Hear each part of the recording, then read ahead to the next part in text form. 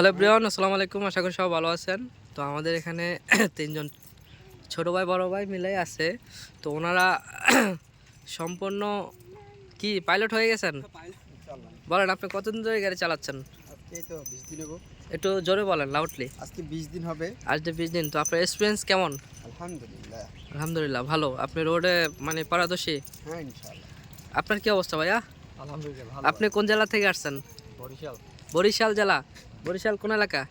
মাধবপয়সা union, বীরপয়সা গ্রাম। আচ্ছা, আপনি কয়দিন ধরে ড্রাইভিং করতেছেন? এই তো 3 দিন। আজকে মাত্র 3 দিন। আপনি কেমন চালাচ্ছেন এই 3 দিনে? আলহামদুলিল্লাহ ভালোই। ভালোই চালাচ্ছেন। আর আপনার কি অবস্থা? আলহামদুলিল্লাহ ভালো। হ্যাঁ, ভালো। আপনার জেলা কোথায়? জেলা টাঙ্গাইল। জেলা টাঙ্গাইল, মধুপুর টাঙ্গাইল। না না, ভবাপুর টাঙ্গাইল। হ্যাঁ, ভবাপুর টাঙ্গাইল। বোয়াপুর। এ নাম তো জীবনে শুনি নাই আমি। শুনবেন না তো? হ্যাঁ, জান্নাত থেকে। ওইদিকে যাই না। আচ্ছা, আপনি কতদিন ধরে ড্রাইভিং করতেছেন? হবে। হ্যাঁ, 15-20 দিন। 15-20 দিন। আপনার এক্সপিরিয়েন্স কেমন? ইনশাআল্লাহ আলহামদুলিল্লাহ ভালো। আপনি ভালোই চালাচ্ছেন। আপনার লাইসেন্স আছে? জি ইনশাআল্লাহ লাইসেন্স। লাইসেন্সও আছে। বাড়িটার যে চাকরি লাগবে সামনে, আপনারা চাইলে ড্রাইভার হিসাবে নিয়োগ দিতে পারেন। তো আপনাদের মোটামুটি এক্সপিরিয়েন্স সবার ভালো। ইনশাআল্লাহ। এই গাড়িটি ওনারা চালায়। তো আপনারা কি এটা কখনো চাকা খুলেছেন? চাকা খুলেছিলেন? এক দুইবার খোলা হয়েছে। এক দুবার খোলা হয়েছে। চাকা মোটামুটি আসলে গাড়ি চালানো অনেকে পারে, কিন্তু একটা দুঃখের বিষয় হলো আমরা অনেক সময় হাইওয়েতে গেলে দেখি কি অনেক জায়গায় চাকা বাস্ট হয়ে গেলে চাকা খুলতে পারে না। এটার জন্য পথে বসে থাকতে হয়। তো আপনি যদি একটি চাকা খোলা জানেন, আপনার চাকা স্পেয়ার চাকা গাড়িতে একটা রেখে দেবেন। যখন চাকা লিক হবে তখন আপনাকে কিভাবে চাকাটি খুলে আরেকটা চাকি লাগাতে হবে, স্পেয়ার চাকাটা লাগাতে হবে, এগুলো শিখতে হবে। এগুলা কি শেখা জরুরি? ইনশাআল্লাহ অবশ্যই জরুরি। গাড়ির সম্পূর্ণ জিনিস শেখা কিন্তু জরুরি। তো বনাট কিভাবে হলো এটা দেখাবো আজকে। এই যে কিভাবে খুলতেছেন দেখতেছেন। আচ্ছা আচ্ছা, আমাদের সকালবেলা দৈনিক কাজ কি? একটু কাছে আসেন, একটু কাছে আসেন। এটার কাজ কি? এবার দূরে যান আপনি। এটা হলো ইঞ্জিনের যে অয়েলের যে পানি, রেডি ওয়াটার কুলিং যে পানিটা, সর্বপ্রথম সকালে একটি গাড়ি আপনাকে যখন স্টার্ট করার আগে চেক করতে হবে। প্রথমত আপনার গাড়ি ডাস্টার মারবেন, ঝাড়ু দেবেন। ঝাড়ু দেওয়ার পরে এই পানিটা চেক করবেন আপনারা, যে রেডি ওয়াটারের পানি আছে, কুলিং পানিটা চেক করতে হবে। যদি পানি না থাকে, কি বোঝা গেছে? তুমি এদিক দিয়ে আসো সবাই। পানি যদি না থাকে এদিক দিয়ে আসো, এখানে দাঁড়াও, ওনাদেরকে নাও, শো নাও। এই কুলিং পানিটা সকালে আপনাকে চেক করতে হবে। কী করতে হবে? গাড়ি স্টার্ট করার আগে এটা চেক করতে হবে। দ্বিতীয় নাম্বার কি, ইঞ্জিন যে অয়েলটা, যে এটাকে কি বলে? এটাকে কি কি বলে? এই যেটা, এটাকে মোবিল বলে, ইঞ্জিন অয়েল। এটা এভাবে হাতের মধ্যে নিয়ে এভাবে দেখবে এটার অবস্থানটা কি, এটা কি কালো হয়ে গেছে কিনা এটা দেখতে হবে। এটা এখানে পরিমাণ আছে, অ্যাপ লেখা আছে এখানে, এটা পর্যন্ত ফুল। এটা নিয়ে এই দাগের নিচে যদি নেমে যায় তাহলে মনে করবে ইঞ্জিন অয়েল তোমাদের লাগবে।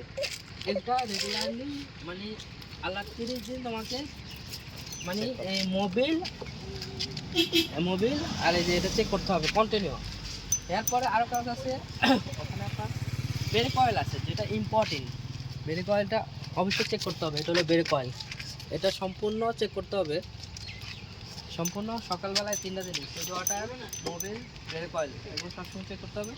আর মাঝে মাঝে গিয়ার অয়েলটাও চেক করবেন 10 দিন 15 দিন পর পর। এটা গিয়ার অয়েলের এখানে আছে, এই যে এটা হলো গিয়ার অয়েল, ঠিক আছে? মানে ইঞ্জিনটার যে গিয়ার অয়েলটা, এটা হলো গিয়ার অয়েল।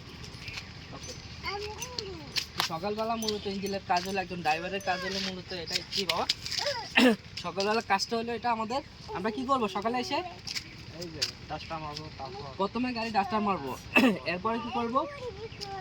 রেডিওটারে পানি, কুলিং পানিটা চেক করব। কুলিং পানি চেক করে ইঞ্জিন অয়েল যে মোবিলটা চেক করব। মোবিল চেক করে আরেকটা কাজ আছে, চারোপাশে ঘুরে এদিক দিয়ে ফুটবে দূরে থেকে, চারোপাশে ঘুরে আমাদের চাক্কাটা ঠিক আছে কিনা, চাক্কার হাওয়াটা কি ঠিক আছে কিনা এটা আমাকে দেখতে হবে, যে আমার চাক্কার হাওয়াটা কতটুকু আছে এটা দেখতে হবে। আরেকটা বিষয় হলো, সেটা হলো আমি বোঝাচ্ছি। বসো, এখানে বসো।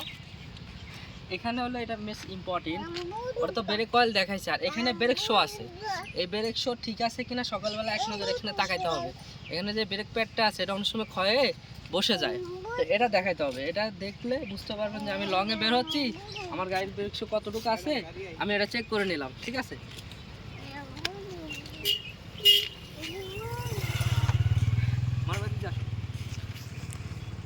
আমাদের ভিডিওটা কিন্তু খুবই ইম্পর্টেন্ট, এটা আসলে শিখলে আপনাদের জন্য কাজে লাগবে। তো সকালবেলা এগুলো চেক করে নিতে হবে অবশ্যই। এটা চেক করলে আপনি লংয়ে যখন বের হবেন তখন আপনার জন্য আর কোনো ভয় হবে না, কারণ ব্রেক শো যখন ক্ষয় হয়ে যাবে পড়ে যাবে অনেক সড়ক গরমটা। ব্রেক শো যখন ক্ষয় হয়ে যাবে তখন কিন্তু আপনার বিপদ আছে। এটা যখন একদম ক্ষয় হতে হতে লুজ হয়ে যাবে তখন অনেক সময় ব্রেক প্যাডটা পড়ে যায়, পড়ে গেলে কিন্তু গাড়ি ব্রেক ফেল হয়। অনেক সময় অনেক লংয়ে অনেকের গাড়ি ব্রেক ফেল হয়, কেন হয় এটা অনেকে জানেন না। ব্রেক ফেল হওয়ার এটাই কারণ, ব্রেক শো ক্ষয় হইতে হইতে ব্রেক শো যখন পড়ে যায় তখন পাতলা হয়ে যায়, তখনই কিন্তু ব্রেক শোটা পড়ে যায়। সাইডে আসো, গাড়ি সাইডে দাও। আমরা গাড়ি চালাইতে হলে ওরে পিঠা মধুরা দেখেন রংভাবে গাড়ি চালাই গেছে ফালতু ড্রাইভার। বামে জায়গা চায় ডাইনে কাটিয়ে গেছে, মানে এখানে ভিডিও বানাতেছি এর একটা সহ্য হলো না। তো আমরা যে বিষয় ভিডিওগুলো বানাচ্ছি গাড়ির সকল কিছু জানার জন্য এই ভিডিওটা দেখলে অবশ্যই আপনারা অনেক কিছু শিখতে পারবেন। যারা নতুন ড্রাইভিং করতেছেন তাদের জন্য ভিডিওটা খুবই গুরুত্বপূর্ণ। তো সকালবেলা মনে করেন আপনি চাকরিতে ইন্টারভিউ দিতে গেছেন, আপনি প্রথম অবস্থায় কী করবেন? প্রথমে আপনাকে গাড়িটা বনাট খুলবেন, বনাট খুলে রেডিওটারে পানি টানি এগুলো চেক করবেন। এটা চেক করে পুরো গাড়িটা একটু ডাস্টার মেরে দেবেন, ডাস্টার মেরে আবার সুন্দর করে গাড়িটা পার্কিং বের হয়ে যাবেন। ঠিক আছে, তো ভালো থাকবেন, আল্লাহ হাফেজ। নেক্সট দেখাবে অন্য কোনো ভিডিওতে। আর ভিডিওটি ভালো লাগলে অবশ্যই আমাদের চ্যানেল সদস্য হয়ে যাবেন। আল্লাহ হাফেজ।